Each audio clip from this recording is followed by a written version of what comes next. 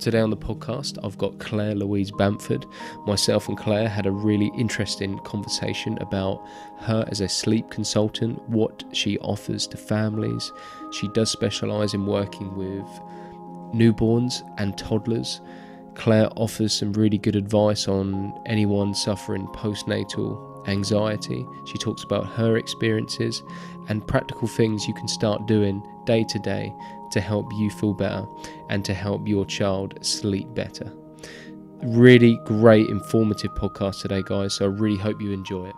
So give it up for my guest, Louise Bamford.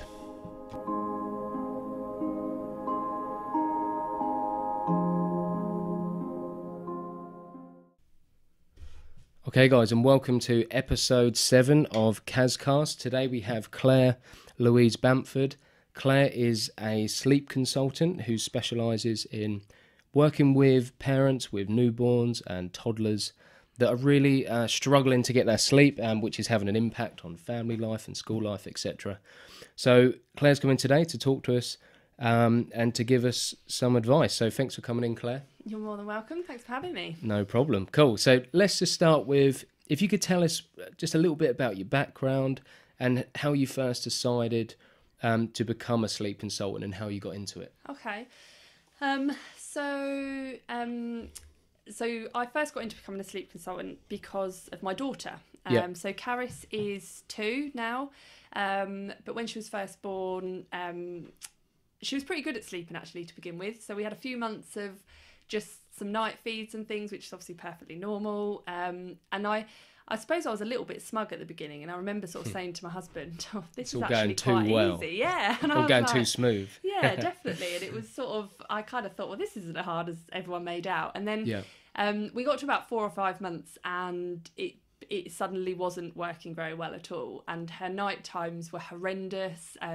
She'd be up a varied amount of times really every night. Sometimes it could be once, but that once would be for 2 hours. Other times it could be 4 times, but it might only be for half an hour, and it was getting quite messy. Right. And I really suffered as a result. So I ended up with post natal anxiety, which was really tough because I'd had 4 months of loving being a mum. And then all of a sudden I wasn't. And it was a really, really difficult time for us as a family.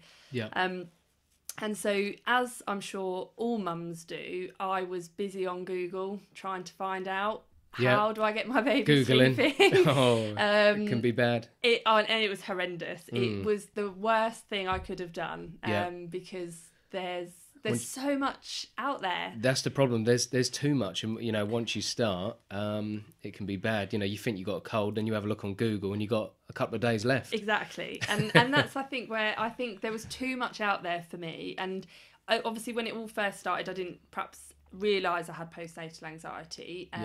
So when I first started my Googling, it just became quite chaotic for me. However, Google did save me to some respects because I found a sleep consultant. So I came across the sleep nanny, who is actually who I work alongside now, and it's a lady called Lucy, and we hired her basically to help us. So I knew that in order to get myself better, I needed to get some sleep, and the only way that I was going to do that was to get Caris to sleep better as well. And also so that I kind of understood what was happening, because even when Caris was asleep, I wasn't, because I was worrying about when she would wake up or why she would wake up. Yeah, for sure. So how would you describe postnatal anxiety? So for any new mums out there that perhaps aren't feeling themselves or a little bit unsure to what it is, how would you describe it? Oh, that's a tough question. How do I describe it? I'd describe it as very frightening. So at its worst, it was a really frightening experience for me. I felt very out of control. I sort of didn't feel like I knew who I was, if that made sense. Yeah. And I was just constantly on edge. I would put on this brave face when I was out and about seeing people, but then when I was at home, almost anything would kind of make me cry. I was quite emotional. Right. And I was exhausted, not just because of the sleep deprivation, but I think because everything was so much of an effort. If I went to a baby group and I was putting on this kind of brave face, and actually all the time my brain was kind of busy with all this anxiety, I would get home and I'd just be shattered. Yeah. So I think it's obviously different for everybody, but I certainly found it quite frightening, quite worrying. I kind of felt like I lost a bit of my bond with Caris as well. Like I wasn't. Right, okay.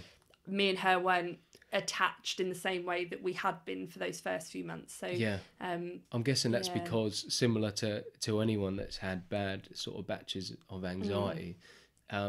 With anxiety, it's hard to be present, like in the moment. And I'm guessing when you've got a child, that's a horrible feeling. Yeah, absolutely. And it is. You're absolutely right. I think it's always worrying about the what ifs, what's going to happen next, and looking forward or looking back, not in the now, and not kind of dealing with your baby that's kind of right here, right now. And most of the time, Caris was a really happy baby, and people used to say that to me when I had anxiety.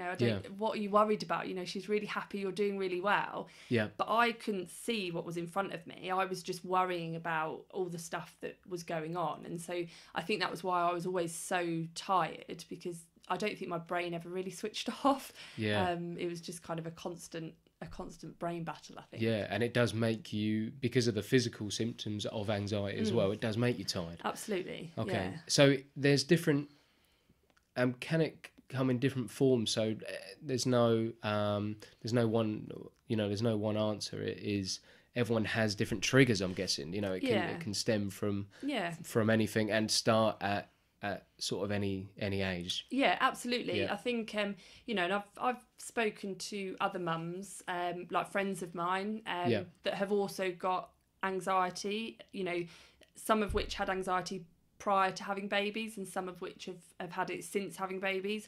And we're all very different, although I think we can understand potentially what we're all going through. I would never say that I know how my friends are feeling, because their symptoms are very different to mine. The way that they manage them is very different to how I manage mine. So I definitely think it's one of those things. It's very personal. It's very individual, and also I'd like to think I'm quite a strong, independent person. And if you'd have asked me, I don't know, 2 or 3 years ago, if I ever thought I would suffer from anxiety, I'd have probably said no, because I didn't see myself as having those kind of issues.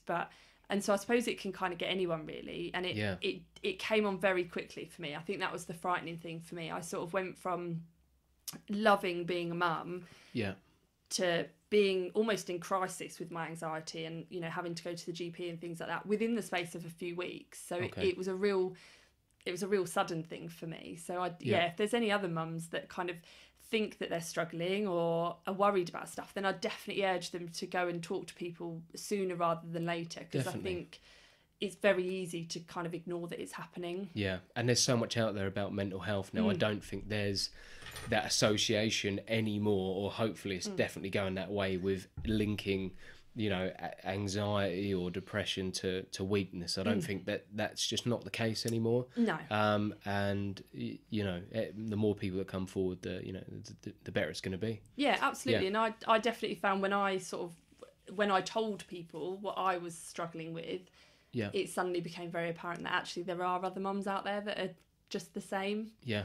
That they are struggling, and actually I think, like you say, sometimes it's that kind of admitting that you're struggling, it's hard, feeling like people. A failure, but actually it's not. You can't be everything to everyone, and sometimes you just need a little bit of help yourself. Definitely. I think, so. And in life now, everyone lives at such a fast-paced life, and I feel like you are pulled a lot in different directions, and it's it's not a weakness at all. No, definitely. And it's the best thing you can do, not only for yourself but for your family and for your child for the long term. So that's really good.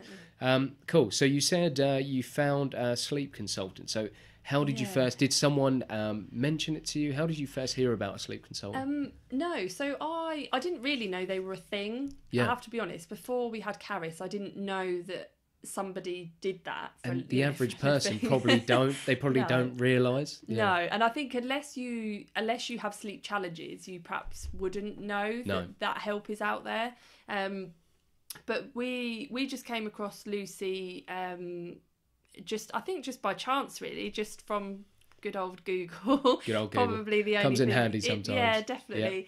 And we just sort of stumbled across that website, and we had a chat with Lucy, and it just sounded like the kind of thing that would help us. So just went for it, really. And then it was a bit of an eye opener, really, because it definitely it educated me really on Caris's sleep and why we were having the problems we were having, and actually the fact that there was a way to make it better, because I think everybody who found out we were having sleep problems with Caris fell into one of two brackets. Either, well, that's just what children do, they'll grow out of it, or just leave her in her bedroom to cry. And I wasn't prepared to go with the myth that it's just what they do. It didn't feel right. I felt like there was a way that we could get her sleep better.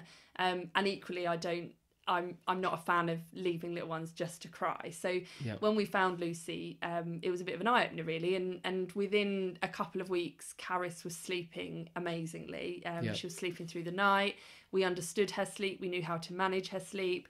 And as a result, my anxiety was very, very quickly brought under control, just from obviously I still had a little way to go with... Just from that consistency. Yeah, absolutely. And just because I was then... I think I felt a bit more in control because I knew what we were doing with her sleep, and also I was then able to... There was a plan in place. Yeah, absolutely. Brilliant. So that sounds really good, just within a couple of weeks. So how did... what was the strategy in that first couple of weeks? What did Lucy sort of discuss with you about what needed to get put in place? Yeah, so it's all very it's very individual to you. So I now work alongside Lucy and the sleep nanny, and I work in a very similar way to how Lucy worked with us, and that is that that Lucy very much looked at our individual situation. So she looked at our family, and she learnt about Caris and what Caris was like as a baby, and helped us to identify where those sleep challenges were coming from. And I was breastfeeding Caris at the time, and so I used to feed Caris to sleep every single night. And what I didn't realise when I was doing that, and I loved doing that, and I definitely, in those first few months, that you get a great bond with your baby doing that. So I would never tell a mum not to do it. But what I didn't realise is that as Caris got older, she sort of lacked that ability to fall asleep, because it's a skill that they learn, and that's what I didn't understand, I think, when, before Caris was born, that I just assumed sleep would happen. I just thought, it's a given, it will just happen. Yeah, we'll have a baby, we'll have a few months of kind of sleepless nights, and then at some point she will just start sleeping through the night, and that'll be it. And what I didn't realise was that actually they do need to learn it, and it's a skill. So Lucy basically kind of set us up with a bit of a plan, really, to kind of wean Caris off of me, so that she then learned how to fall asleep without me feeding her to sleep.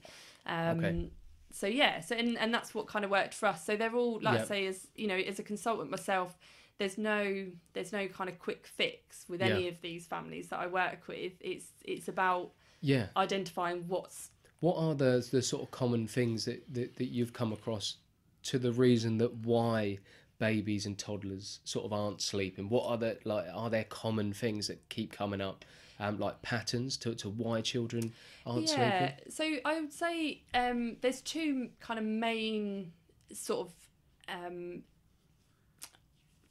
challenges, I guess. I don't like to call them problems. They're sleep challenges, and most families boil down to one or both of them, and one of them is that ability to self-settle, and if little ones don't know how to fall asleep at the beginning of the night, then if they wake up in the middle of the night, they won't know what to do.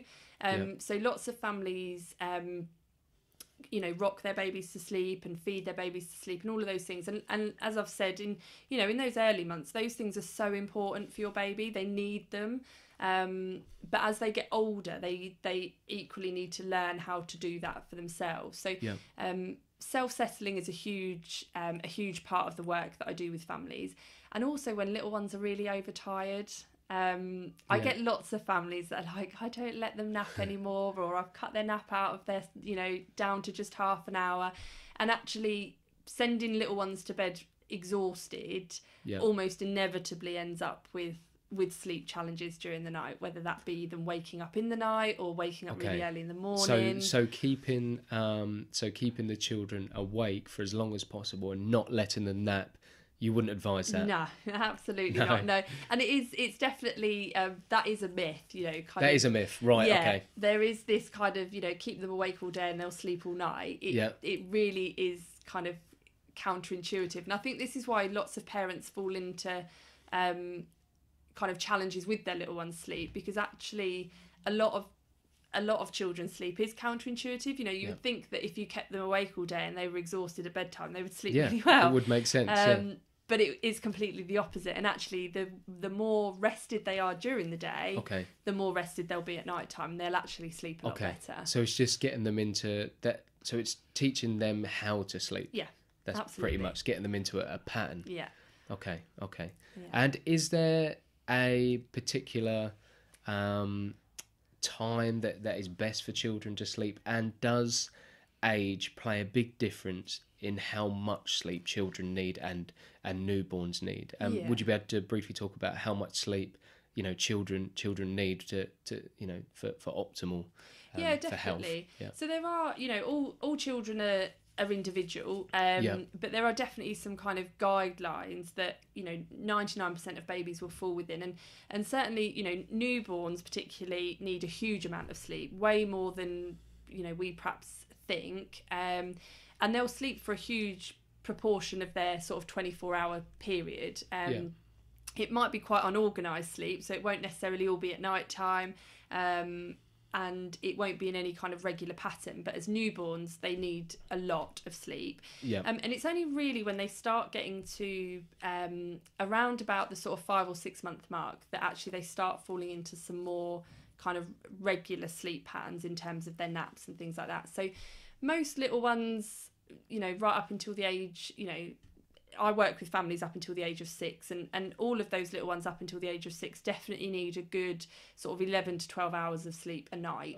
And then obviously the younger ones need that daytime sleep as well. And it surprises a lot of people, but generally little ones need daytime sleep up until at least 3 or 4 years of age. So as well as that 11 to 12, having a little nap like after school or on a weekend during the day, they might have a little bit of a sleep.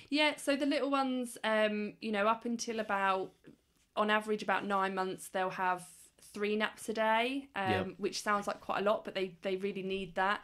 And then they'll sort of drop down to kind of 2 naps a day, up until the age of somewhere around 14 to 18 months, and then they'll have a nap sort of after lunch, generally right up until sort of 3 or 4. So obviously by the time they're off to school and things, most little ones have dropped that nap, but some families out there will still see that their little ones need some daytime sleep, and if school has been particularly busy that week, particularly tiring, then little ones sometimes even at school age can sometimes benefit from a nap as well. But definitely up until like the age of 3, they definitely need some good daytime sleep.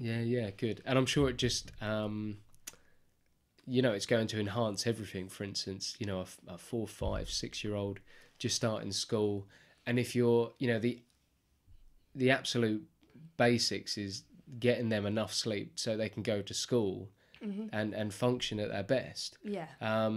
Have you come across parents that have said we're having a lot of problems at school because of sleep, and we're thinking this is the reason why?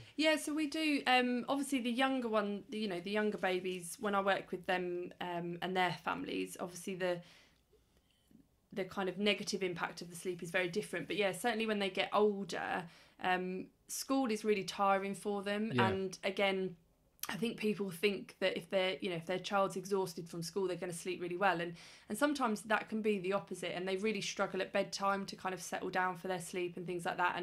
And absolutely, you know, when I work with the older children that are having sleep challenges, it can quite often have a knock-on impact on their day, and you know, they struggle to concentrate, they're sometimes, you know, not very happy, they can be a bit grumpy, and all of those things can be sort of linked back to the fact that they're just not sleeping well enough. And it's so important to get some really good night's sleep, sort of whatever age the little ones are, really. And I imagine it affects, you know, learning, memory. Yeah, absolutely. All of that gets affected. And even, you know, even with the like really young ones, you know, sleep is when they consolidate all their memories. It's when their brains develop. So, you know, little ones in their first couple of years are learning so much. You know, they're learning to walk and talk and, you know, all the basic kind of things that we sort of take for granted. But they're doing all of that during the day, and they need to kind of consolidate all of that at night. So actually, in terms of development, it's really important, even from sort of quite a young age, to get them to have some really good restorative sleep. Yeah, definitely. No, that totally makes sense. And is there an optimum sort of time? I know it varies slightly with age, but for any sort of parents listening now that are a little bit unsure, like what if they can just take away something right now, what is like a good time to get the kids in bed and a good time for the kids to get up? Is there like a certain time that's best? I suppose the general guidance, I suppose, that we sort of always have in mind is that kind of 7 till 7. 7, okay. Yeah.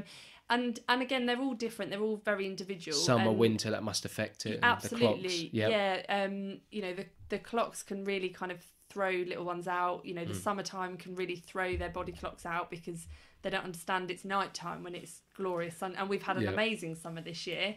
And I had loads of parents sort of talking about their little one's sleep being disrupted and things like that. But yeah, as a rule of thumb, that kind of 7 to 7 period is when they should be getting their sort of 11 to 12 hours.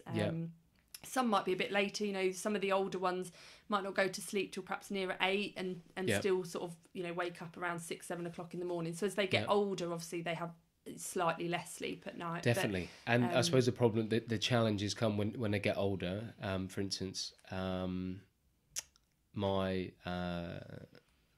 little sister, she's 8 years old, and she's already great with technology, and she's great on a phone or an iPad or something like that. And even kids that age, you know, do get addicted and really enjoy using screens and like that unnatural light. How bad is that unnatural light? And even for, you know, for adults, like using your phone before you go to bed, watching TV late and then going to bed. How bad is that unnatural light for us before we go to sleep? Yeah, it's not great. In terms of kind of advice, I would always recommend with little ones that they don't have any kind of blue light, so any screens or anything like that, for about an hour before they go to bed. And the same would apply for adults. I mean, I'm terrible, and I'm sure my husband would agree with this, but I do lie in bed and look at my phone, and then he wonders why I can't always fall asleep. So yeah, it you know, for little ones, it's easy to kind of you know, have the telly on and iPads and stuff, and kids are amazing these days at being able to use all of that, but blue light's so stimulating for them. And so I would always recommend, you know, particularly with those young ones, is get that sort of screen time away from them about an hour before bed. Okay, so that's a good target. Set yourself an hour where they just don't have any screen time. Yeah, definitely. And you know, good. If you've got a really good bedtime routine with your little ones, that will naturally happen anyway. You know, if you can get your little ones into a nice routine with a bath and books and things like that, so it's a really nice wind down, you'll probably find that most of that hour is taken up with the bedtime routine anyway, you know, by the time you've done all of the bits and pieces. But yeah, an hour's a really good time. And even when it comes to, particularly with, again, with some of the younger ones that need night lights and things in their rooms because they just don't like the dark, a good tip for any parents that have got night lights is always to go for a red one, because actually red is the colour that is kind of least stimulating. It's least likely to affect your sleep. So rather than having artificial light in their room that lets off that kind of blue light that we talk about, having an actual red light will be the best colour. Is that something to do with like the sunset and that darker colour? It's just, I think it's just been lots of research into, and because obviously light bulbs and tellies and all that let off this blue light, that the red colour has sort of the opposite effects. It's kind of the opposite end of the spectrum, I guess, in that it just doesn't have quite as much impact. So if you're going to have some kind of light in your little one's room, definitely go for a red one. That's going to be good. Okay, that's just going to sort of slowly calm them down and start to relax them a little bit. And the good old bedtime story, that's still not gone out of fashion. No, that's still a good thing. Absolutely. Doing a little bit of reading and absolutely. And the good thing, a good bedtime routine will help them unwind, and it'll also set them up for knowing what's about to happen. So you know, a good bedtime routine would have 3 or 4 steps, you know, bath, pajamas, a good book, and then into bed. And it's just that consistency will just help the little ones identify that bedtime's coming, and it will just help, you know, and as adults we could probably learn from that. Again, I'm rubbish at it. You know, I'll quite happily sit on my phone in bed, but I know if I have a bath and I sit and do relaxing things, then I'm likely to sleep a bit better. So for sure. It's the same for children, really. But definitely a good book. I love a good book in a bedtime routine. Definitely. That's awesome. Good. No, that's really good.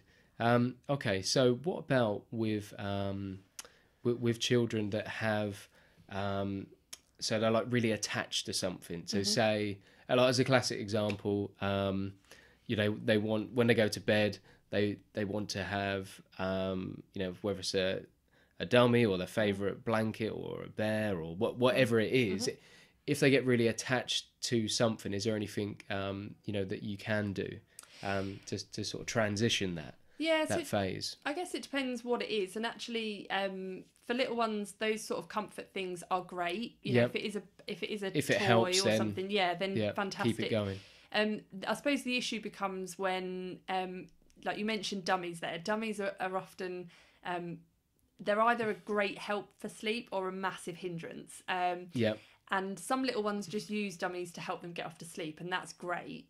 They become a hindrance when mum and dad have to continuously replace them all night, because every time it falls out, they need it to have it placed back in. So it can be a good short-term thing, but later on in the night, chances are you're going to be getting up. Yeah, so, and it varies. You know, I've got lots of friends that have used dummies very successfully, and if they're not having to go up and down, you know, the stairs to replug the dummy, then it's working very well, and it's just being used to help their little one fall to sleep at the beginning of the night. It's when things become sleep crutches. So you know, if a dummy is having to replace multiple times in the night because your little one can't fall asleep without it, then it's probably become a sleep crutch. And unfortunately, with things, specifically the dummy, there's kind of no weaning process, unfortunately. There's not. You've just got to go for it. At what age is a good age to take the dummy away, or is there, you know, roughly, is there a particular age that is advisable? So the Lullaby Trust and lots of research around SIDS recommend dummies up until the age of 6 months,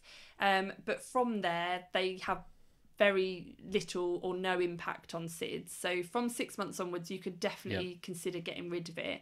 And I would advise that if you don't want to keep the dummy long term, then that is probably a really good age to just go for it and get rid. Because your little one is still quite young, they will adapt, but you probably need to have a bit of a backup plan as to how you're going to help comfort your baby to sleep in those first few nights, because they're probably going to struggle a bit. But if you don't want to get rid of it kind of early doors, then probably the best thing to do is to teach your little one how to put the dummy back in themselves, because if they can put it back in during the night and you're not needed, then do you a favour. Then happy days. And then actually a good age, once they're toddlers, you can then start sort of introducing stories and things as to where the dummies are going. So once your child's reached an age where actually you can, you know, again, I've got friends that have put all of the dummies in a box, and their little ones have decorated the box, and the story's been that the dummies are going off to some other babies who need them. I like that. Okay, I've had dummies. I'm sure parents will use that one once definitely. They hear this. That's dummies a good bit of advice. Dummies that disappear on Christmas Eve because, you know, Father Christmas is going to bring presents. Anything you can come up with, as long as it's slightly convincing, hopefully, and positive. If you make it a really positive story as to why your dummies are going, and not just, you know, because you're a big girl now you don't need it. If they can see that their dummies are going somewhere and it's a happy event, then that's a really good sort of tip for the older ones that have still got dummies. So brilliant. Good. No, I like that. That's some really, really good advice. Good.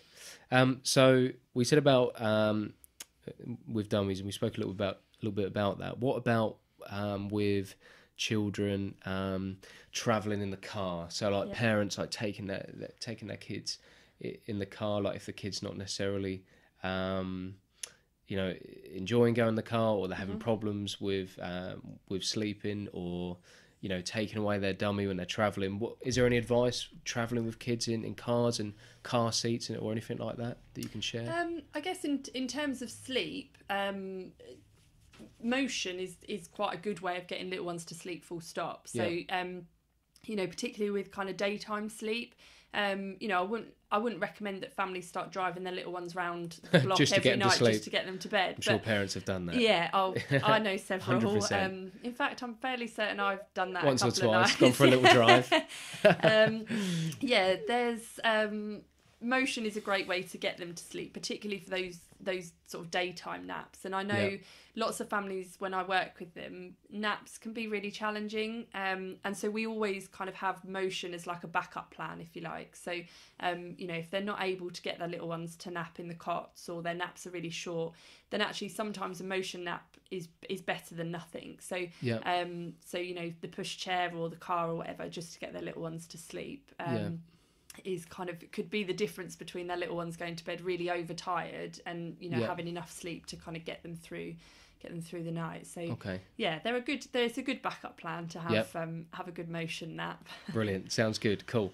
So if anyone's listening to this and really heard some good stuff, and they're struggling with their kids and the kids getting sleep, if they wanted to get in contact with you and they wanted to start this process, what could parents expect sort of from you, and how do you work with families? What's your sort of strategy? How do you go about it? Yeah, so I think the difference, I suppose, between using myself and just getting a sleep book, because there's plenty of books out there that offer guidance, but quite often a book will just tell you what to do, and unfortunately little ones don't always read the book, so mum might have read it but your 5-month-old can't. So the difference, I guess, when you come to me is that when families first come to me, we would do like a full assessment on the family. So I would get to know what that family is like, what challenges they're facing, what their routines are like, and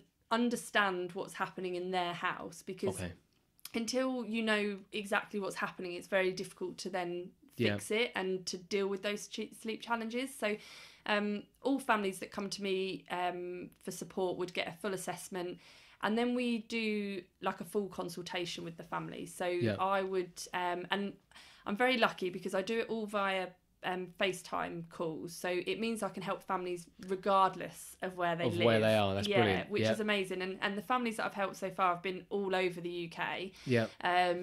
So that's really handy, and I do the consultations like that in order to kind of have a chat with the families, explain to them why they're seeing the sleep challenges, because actually sometimes that's what's needed. They sort of can't see why they're having these problems, and actually part of the consultation is trying to almost empower them and educate them on their little one's sleep. And then we kind of set up a bit of a plan that's tailor-made for them.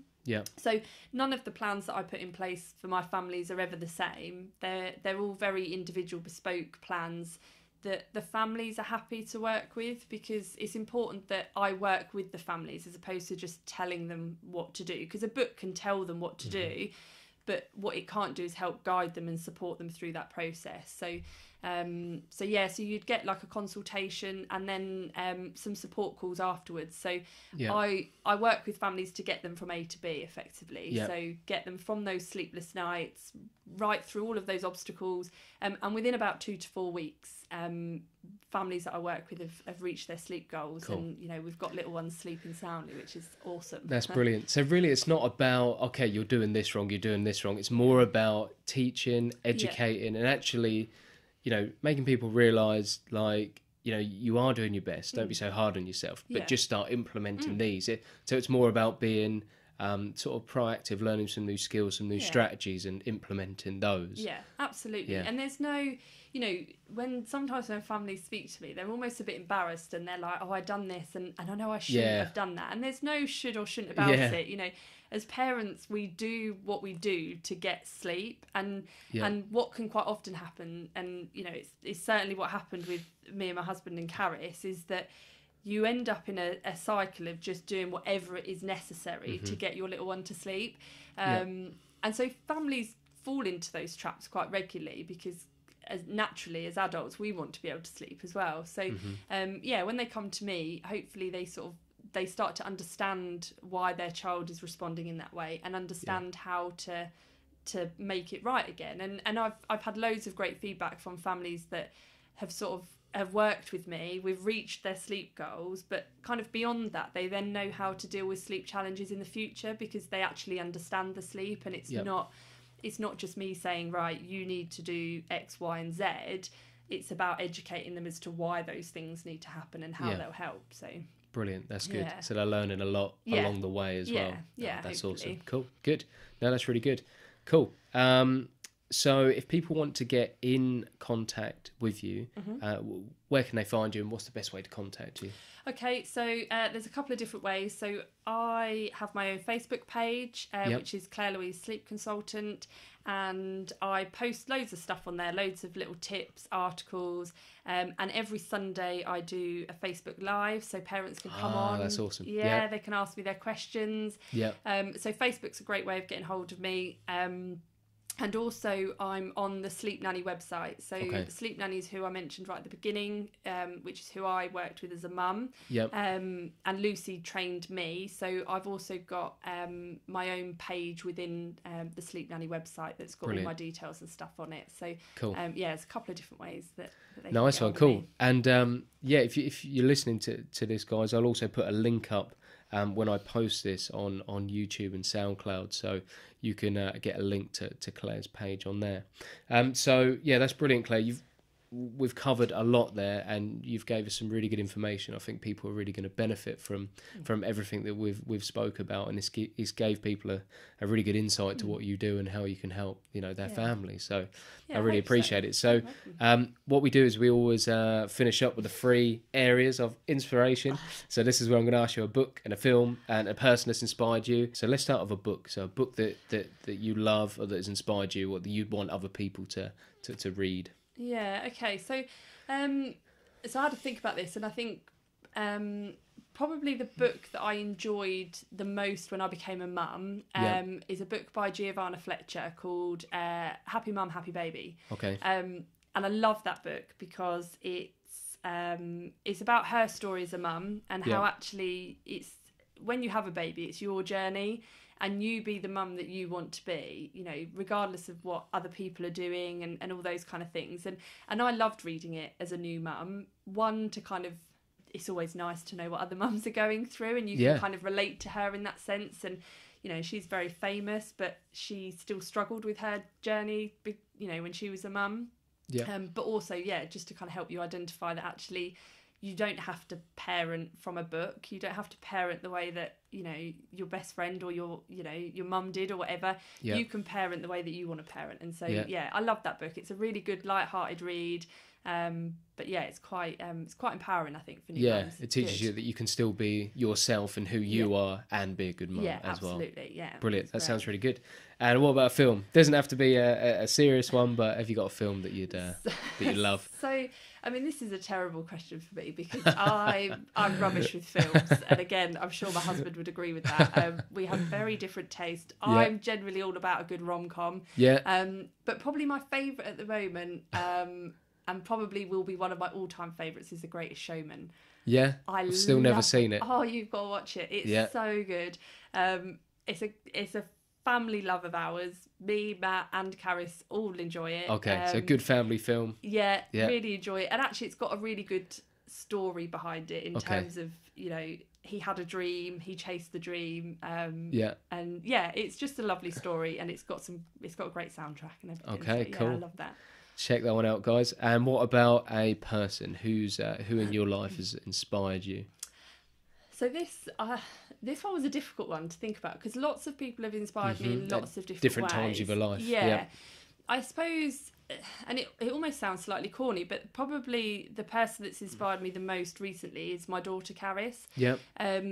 Because I think, you know, granted she's only 2, but she's definitely taught me a huge amount about me, what my strengths are, what my weaknesses are. You know, she's the inspiration for why I became a sleep consultant. You know, Caris's little face is all over my Facebook page because I remember what it was like to be there. I remember what it was like to be sleep deprived. And actually, it's that passion and that desire that makes me want to help families and get the best results that I can for these families because I can relate to it. And you've been there and you've done it. Yeah. So I definitely think Caris is. That's really nice. And when she gets a little bit older and listens to this, she'll appreciate that. Hopefully. Yeah, no, that's really sweet. Good. Oh, good. Nice one. Okay, cool. Nice one, Claire. Well, that's brilliant. Like I say, I really appreciate you coming on. I think there's some great content in there that people are really going to benefit from and really enjoy. So yeah, thanks very much for coming on. And I hope you're very successful because you're doing a great job and keep doing what you're doing. Yeah, thank you. I think just to kind of leave mums with kind of one message, if absolutely, to this, is just that actually is just to know that there is help out there. Yeah. You know, if families are stuck, then do come and talk to me, and you know, you don't have to suffer sleep deprivation forever. Yeah. It's not a given when you have a baby that they don't sleep. They can sleep, and you know, there is help out there. So that would be kind of my last little bit, I suppose, brilliant. Just to let them know. Love that. Cool. Thank you very much. You're welcome. Thanks for coming on. Cool, guys. Nice one. Well, I really hope you enjoyed that episode, and I'll catch you guys soon. See you later.